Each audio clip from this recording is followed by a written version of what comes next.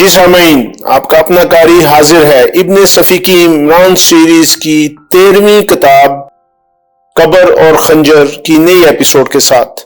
مجھے امید ہے کہ آپ یقیناً اردو ادب کی اس منفرد تخلیق سے لطف اندوز ہو رہے ہوں گے۔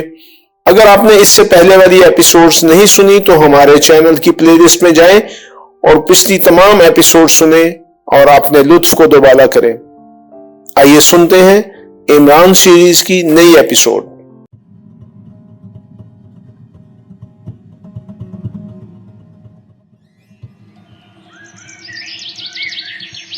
دوسری صبح کے اخبارات میں خنجر کی کہانی آ گئی تھی۔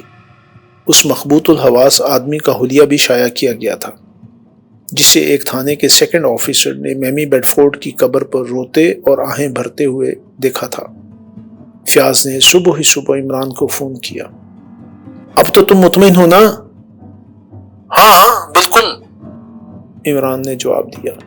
یہ ایک بہت عمدہ پلاٹ ہے، اس پر ایک جاسوسی ناول لکھوں گا۔ ہیرو کا نام کیپٹن فیاض ہوگا اور ہیروئن کا نام کیا ہونا چاہیے؟ بکواس مت کرو، اگر یہ تدبیر بھی کارآمد ثابت نہ ہوئی تو کیا کریں گے؟ صبر کریں گے، عمران ٹھنڈی سانس لے کر بولا۔ صبر کرنے سے پھیپھڑے مضبوط ہوتے ہیں اور زکام بھی نہیں ہوتا۔ بکواس نہیں بند کرو گے؟ کیپٹن فیاض، اب اپنی آنکھیں کھلی رکھو، اگر اس سلسلے میں کوئی خاص بات معلوم ہو تو مجھے ضرور اطلاع دینا، عمران نے کہا اور جواب کا انتظار کیے بغیر سلسلہ منقطع کر دیا۔ چند منٹ ٹھہر کر اس نے سر سلطان کے نمبر ڈائل کیے۔ یس سر، عمران سپیکنگ۔ کیا بات ہے؟ دوسری طرف سے آواز آئی۔ آپ نے آج کا اخبار دیکھا؟ میرا مطلب ہے میمی بیڈ فورڈ کی کہانی۔ ہاں بھائی، یہ معاملہ بہت دلچسپ ہو گیا ہے۔ اور اب محکمہ خارجہ کو اس سے کوئی دلچسپی نہیں؟ عمران نے پوچھا۔ محکمہ خارجہ کو پہلے بھی کوئی دلچسپی نہیں تھی، میں ذاتی طور پر دلچسپی لے رہا تھا۔ کرنل جوزف آپ کا دوست تھا؟ ہاں۔ دوستی کی ابتدا کیسے ہوئی تھی؟ مجھے یاد نہیں۔ سر سلطان کی آواز میں جھنجھلاہٹ تھی۔ خیر جانے دیجئے، پہلے آپ نے دلچسپی لینی شروع کی، پھر مجھے روک دیا۔ کیا آپ اس کی وجہ بتا سکیں گے؟ ضروری نہیں سمجھتا۔ میں سیکرٹ سروس کے چیف آفیسر کی حیثیت سے پوچھ رہا ہوں۔ عمران کے لہجے میں سختی تھی۔ کیا مطلب؟ A3Z7 معاہدے کے کاغذات، عمران نے پرسکون اور باوقار لہجے میں کہا۔ کیا؟ دوسری طرف سے آواز آئی اور پھر خاموشی۔ ہیلو، عمران نے ریسیور کو جھٹکا دیا۔ عمران، جس حال میں بھی ہو فوراً چلے آؤ، فوراً۔ دوسری طرف سے بھرائی ہوئی آواز آئی۔ میں آ رہا ہوں، عمران نے کہا اور ریسیور رکھ کر فلیٹ سے باہر نکل آیا۔ شاید وہ پہلے ہی سے اس کے لیے تیار تھا۔ اس نے گیراج سے اپنی 2 سیٹر نکالی اور سر سلطان کے بنگلے کی طرف روانہ ہو گیا۔ حالانکہ دھوپ اب اچھی طرح پھیل گئی تھی، لیکن عمران نے سر سلطان کو پائیں باغ میں ٹہلتے ہوئے پایا۔ پھر وہ کار سے اتر ہی رہا تھا کہ سر سلطان بلند آواز میں بولے، او بدماش، جلدی کرو۔ یس سر، عمران تیزی سے ان کی طرف بڑھتا ہوا بولا۔ کاغذات کی کیا بات تھی؟ میں صرف A3Z7 معاہدے کی بات کر رہا تھا۔ اس کے کاغذات کے متعلق تمہیں کیا معلوم؟ میں جانتا ہوں کہ اس وقت آپ کے دفتر میں ان کاغذات کی صرف نقل موجود ہے، اصل کاغذات وہاں نہیں ہیں، اور شاید آپ کو اس کا علم بھی ہے۔ اندر چلو، سر سلطان نے اسے پورٹیکو کی طرف دھکیلتے ہوئے کہا۔ وہ نشست کے کمرے میں آ گئے اور سر سلطان نے اسے بیٹھنے کا اشارہ کرتے ہوئے کہا، اصل کاغذات کہاں ہیں؟ میرے کوٹ کی اندرونی جیب میں، عمران نے بڑی سنجیدگی سے جواب دیا۔ تمہیں کہاں سے ملے؟ مجھے وہ شعر نہیں یاد آ رہا، وہ کیا ہے؟ موسیٰ کی دین سے خدا کا حوال پوچھئے۔ نہیں، کیا تھا؟ اخیر میں ہے کہ پیمبری مل جائے۔ عمران، یس سر، میں نے تمہیں شعر سننے کے لیے نہیں بلایا۔ وہ کاغذات تمہیں کہاں سے ملے؟ کرنل جوزف کی کوٹھی میں۔ میرے خدا، تو میرا خیال غلط نہیں تھا، سر سلطان بڑبڑائے۔ آپ نے مجھے پوری سچویشن نہیں بتائی تھی، لہٰذا یہ ضروری نہیں تھا کہ یہ کاغذات میرے ہی ہاتھ لگتے، کوئی دوسرا بھی ان سے فائدہ اٹھا سکتا تھا۔ لاؤ کاغذات مجھے دو۔ عمران نے کاغذات کا پیکٹ جیب سے نکال کر ان کی طرف بڑھا دیا۔ پھر تقریباً 3 منٹ تک کاغذات کی کھڑکھڑاہٹ کے علاوہ وہاں اور کس قسم کی آواز نہیں سنائی دی۔ عمران، اس میں 2 شکے نہیں ہیں، سر سلطان نے بھرائی ہوئی آواز میں کہا۔ یعنی یہ کاغذات نامکمل ہیں۔ جس جگہ سے یہ کاغذات برآمد ہوئے تھے وہاں ان کے علاوہ اور کچھ نہیں تھا۔ ان 2 شکوں کا کسی کے ہاتھ لگنا بھی ہمارے لیے اچھا نہیں ہوگا۔ تم جانتے ہی ہو کہ ان دنوں حالات کیا ہیں۔ میں جانتا ہوں، اور حالات سے فائدہ اٹھانے سے قبل ہی وہ قتل کر دیا گیا، مگر کیا یہ دونوں شکیں ان کے پاس بھی نہیں تھیں؟ میں نہیں جانتا۔ عمران سر سلطان کے چہرے کی طرف غور سے دیکھ رہا تھا۔ اس نے چھوٹتے ہی پوچھا، آپ کی جوزف سے دوستی کاغذات گم ہونے کے بعد سے شروع ہوئی تھی یا اس سے پہلے کی ہے؟ بہت پہلے کی بات ہے، اور وہ اسی دوستی سے ناجائز فائدہ اٹھا کر اپنے مقصد میں کامیاب ہوا تھا۔ مجھے شروع ہی سے اس پر شبہ تھا، لیکن تم جانتے ہو کہ اس واقعے کو منظر عام پر لانے میں میری کتنی بدنامی ہوتی۔ میں یوں ہی نجی طور پر اس کے خلاف تحقیقات کراتا رہا تھا۔ کئی بار اس کی نادانستگی میں اس کے مکان کی تلاشی بھی لی گئی تھی، لیکن کاغذات نہیں ملے تھے۔ پھر میں نے یہ خیال ہی ترک کر دیا تھا کہ اس حرکت میں اس کا ہاتھ رہا ہوگا، لیکن جب اس کے قتل کی اطلاع ملی تو ایک بار پھر مجھے اندیشوں نے گھیر لیا۔ بہرحال میں ذہنی کشمکش کے عالم میں تھا، اس لیے میں نے تمہیں جائے واردات پر طلب کیا تھا، اور اب سوچتا ہوں کہ میں نے غلطی نہیں کی تھی، مگر پچھلی رات آپ نے مجھے قطعی بری ذمہ کر دیا تھا۔ اس وقت میں یقیناً غلطی پر تھا۔ بہرحال وہ بھی اس ذہنی کشمکش کا نتیجہ تھا۔ میں صحیح فیصلہ نہیں کر سکتا تھا کہ مجھے کیا کرنا چاہیے، مگر تم مجھے بتاؤ کہ کاغذات تمہیں کس طرح ملے؟ عمران نے تہہ خانے اور میز کے متعلق بتانا شروع کیا۔ سر سلطان کے چہرے پر حیرت کے آثار تھے۔ انہوں نے عمران کے خاموش ہوتے ہی کہا، کیا وہ دونوں شکیں اس کے پاس بھی نہیں تھیں؟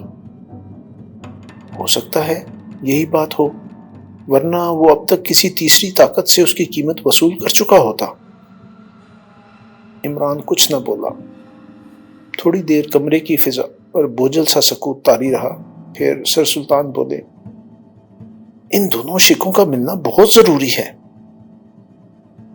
فی الحال ان کاغذات کو سنبھال کر رکھیے۔ میمی بیڈفورڈ کی روح انتقام چیخ رہی ہے۔ کبھی وہ بادلوں سے جھانکتی ہے، کبھی شفق نہیں افق۔ کیا آپ مجھے افق اور شفق کا فرق سمجھا سکتے ہیں؟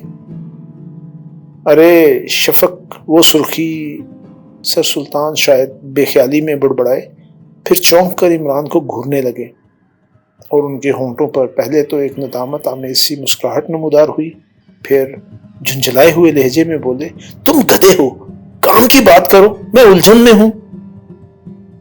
یہ کاغذات اتفاقاً ملے تھے، عمران نے اپنی آنکھوں کو گردش دے کر کہا۔ اگر وہ بھی اتفاقاً مل گئے تو حاضر کر دیے جائیں گے۔ کیا مطلب؟ کیا میں وہاں ان کاغذات کی تلاش میں گیا تھا؟ عمران نے سوال کیا۔ پہلے کی بات اور تھی، اب یہ کیس تمہارے سپرد کیا جاتا ہے۔ میں ایسے بے سروپا کیس کے سلسلے میں کیا کر سکوں گا؟ عمران سوچتا ہوا بولا، پھر سر سلطان کی آنکھوں میں دیکھتا ہوا کہنے لگا، مجھے تفصیل کا علم نہیں ہے، میں سمجھتا ہوں کہ اب سیکرٹ سروس کے چیف کی حیثیت سے کام کرنا ہوگا، لیکن مصیبت یہ ہے کہ اس سلسلے میں آپ سے جس قسم کے سوالات کروں گا شاید آپ ان کا جواب دینا پسند نہ کریں۔ میں نہیں سمجھا، تم کیا کہنا چاہتے ہو؟ میں یہ پوچھنا چاہتا ہوں کہ آپ دونوں کی دوستی کس بنا پر تھی؟ اس سے کیا سروکار؟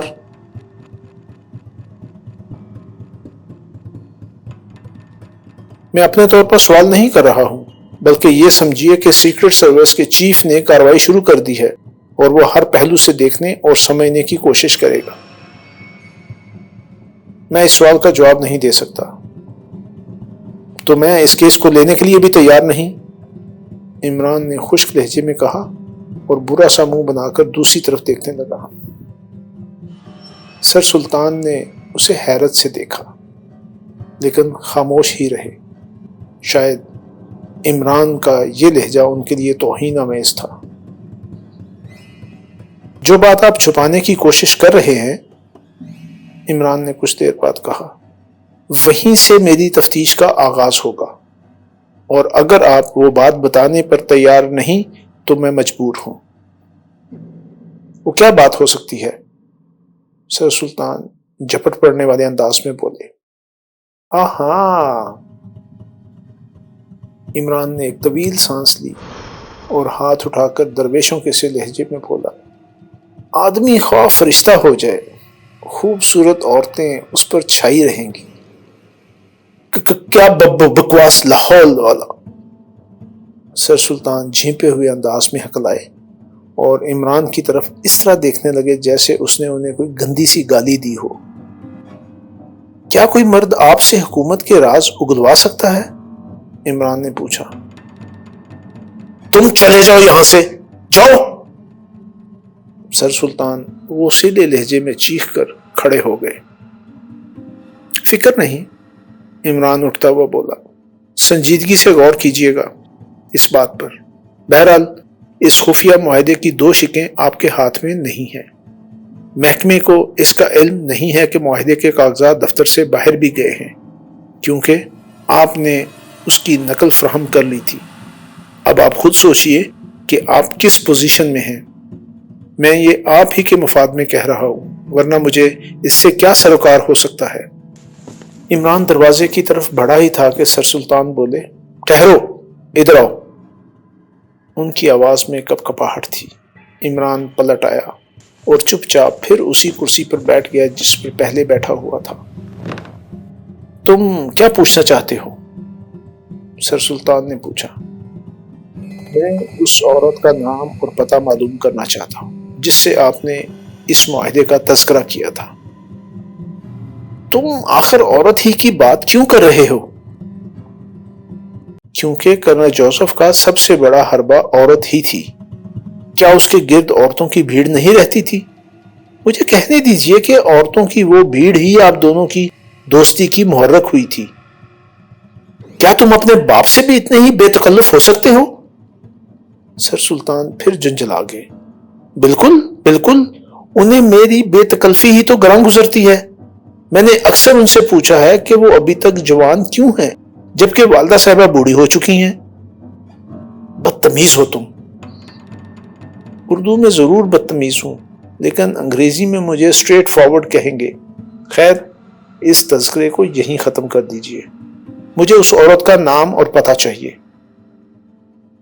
یہ ضروری نہیں ہے کہ اس کی وجہ وہی ہو جو تم سمجھتے ہو۔ ارے میں کچھ بھی نہیں سمجھتا، عمران اپنے دونوں کان اینٹ کر منہ پیٹتا ہوا بولا۔ میں تو صرف نام اور پتہ چاہتا ہوں، اور یہ تو آپ کا دل ہی جانتا ہوگا کہ میرے اندازے غلط نہیں ہیں۔ آپ مجھے صرف نام اور پتہ بتائیے، اس کے علاوہ اور کچھ نہیں پوچھوں گا۔ وہ یقیناً سیاست پر بکواس کرنے والی کوئی عورت ہوگی، کسی بین الاقوامی مسئلے پر آپ سے الجھی ہوگی، اور آپ نے بات منوانے کے لیے رازدارانہ انداز میں اس خفیہ معاہدے کا تذکرہ کر دیا ہوگا۔ ہاں یہی بات ہے، سر سلطان بے ساختہ بولے۔ پھر ان کے چہرے کا ندامت سے رنگ پھیکا پڑ گیا۔ پرواہ مت کیجیے، آپ بھی آدمی ہیں، فرشتے نہیں۔ ارے جناب، حسن وہ چیز ہے جس نے قابیل کو ابابیل سے لڑا دیا تھا۔ جی ہاں، حابیل۔ سر سلطان نے جھینپے ہوئے انداز میں تصحیح کی۔ نہیں جناب، ابابیل۔ میں نے برہان کاتے میں یہی لکھا دیکھا ہے، یہودیوں کی کتاب کی سند نہیں ہے۔ خیر، ہاں تو نام اور پتہ؟ مس گلوریا کارٹر، 13 ریکسٹن اسٹریٹ۔ شکریہ، عمران نے اپنی نوٹ بک پر جلدی سے گھسیٹتے ہوئے کہا۔ میں اپنی گستاخیوں کی معافی چاہتا ہوں۔ اب آپ پھر وہی میرے آفیسر ہیں اور میں آپ کا ماتحت۔ اگر میں اس قسم کی گفتگو نہ چھیڑتا تو زندگی بھر مجھے اس عورت کا نام اور پتہ نہ معلوم ہو سکتا۔ اب میں یہ خود ہی دیکھ لوں گا کہ اس کی عمر کیا ہے۔ سر سلطان جھلائے ہوئے انداز میں اٹھ کر اندر چلے گئے۔ اس وقت عمران کے چہرے پر بلا کی سنجیدگی تھی۔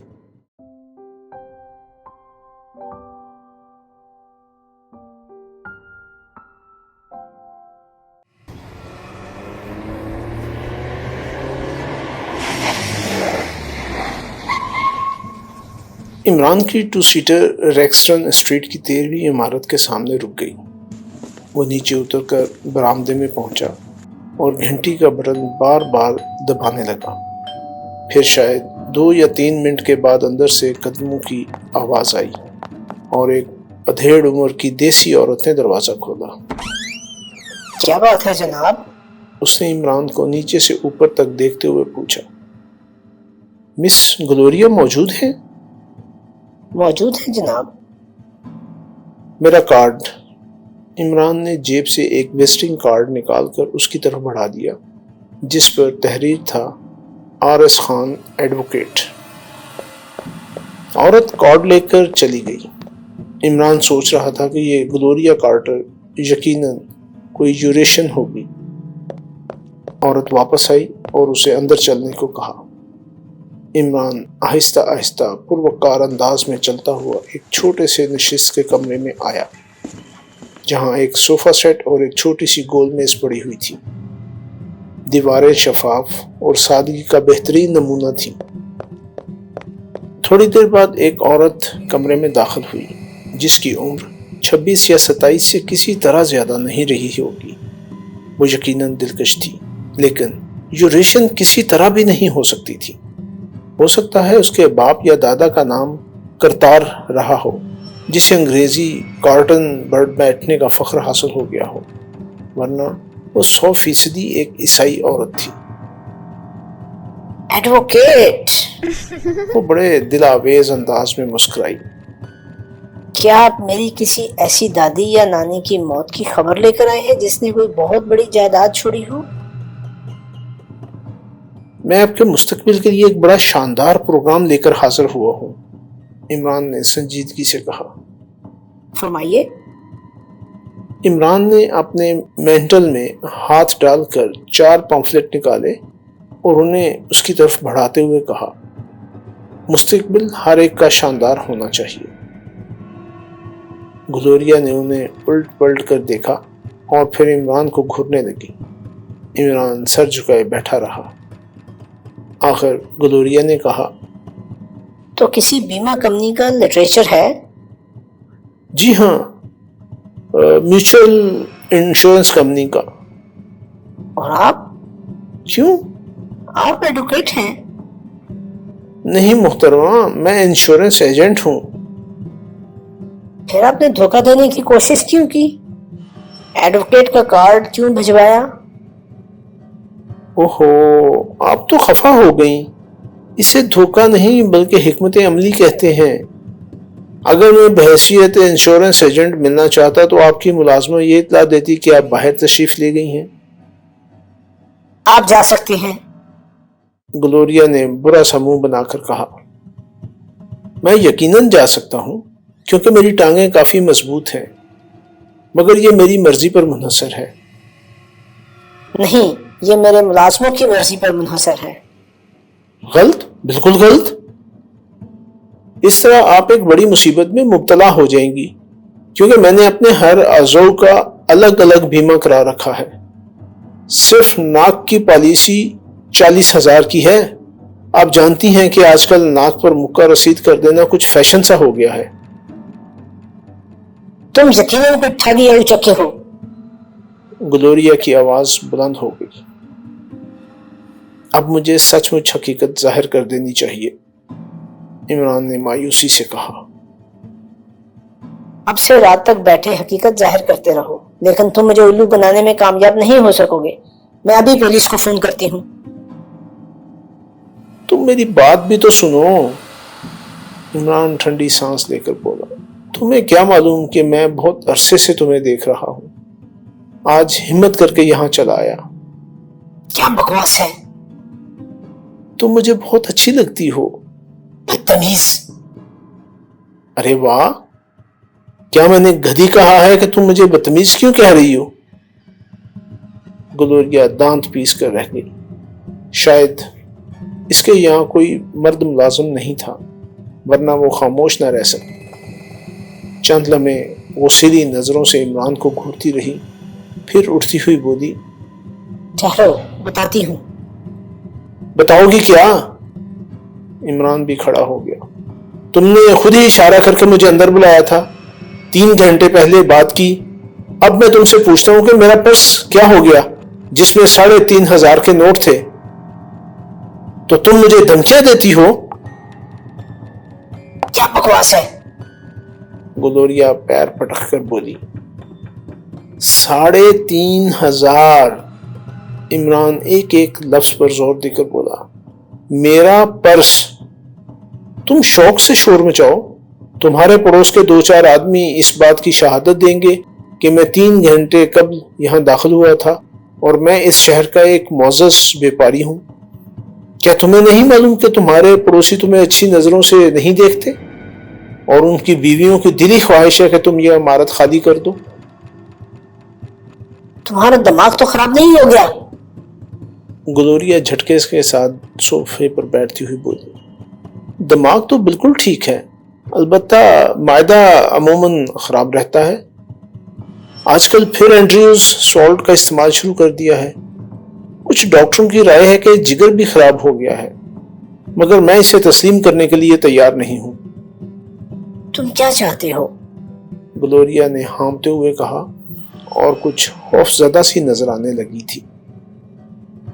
بس یہ کہ مجھ سے روزانہ مل لیا کرو، دن میں صرف ایک بار، ورنہ میں مر جاؤں گا۔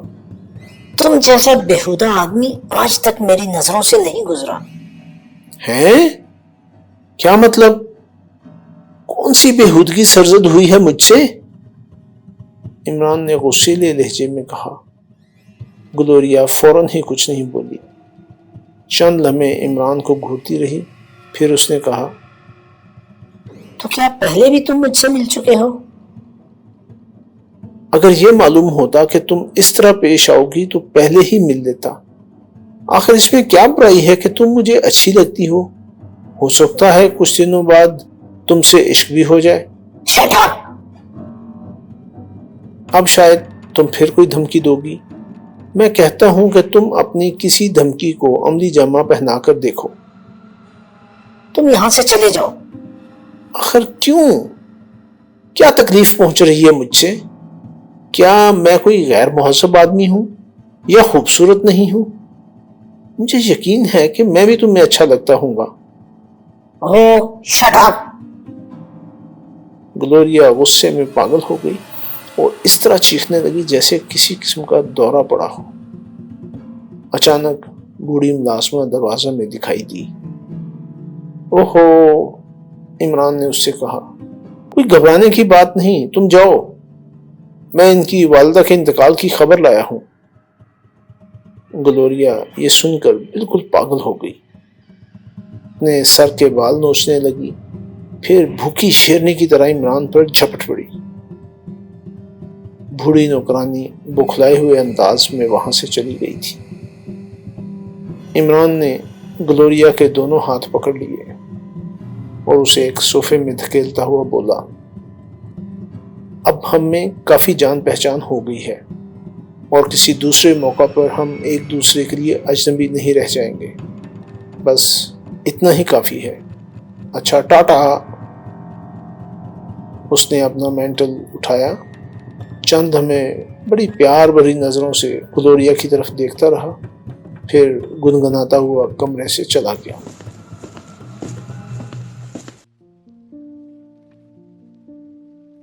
جی سامعین، آپ نے عمران سیریز کی نئی ایپیسوڈ سنی. مجھے یقین ہے کہ آپ ضرور اس سے محظوظ ہوئے ہوں گے. آپ کا قاری آپ سے اجازت چاہتا ہے، مگر جانے سے پہلے ہمارے چینل کو ضرور سبسکرائب کریں، اپنے دوستوں اور دیگر حلقہ احباب میں بھی اسے شیئر کریں. ملتے ہیں کچھ دیر کے بعد نئی ایپیسوڈ کے ساتھ.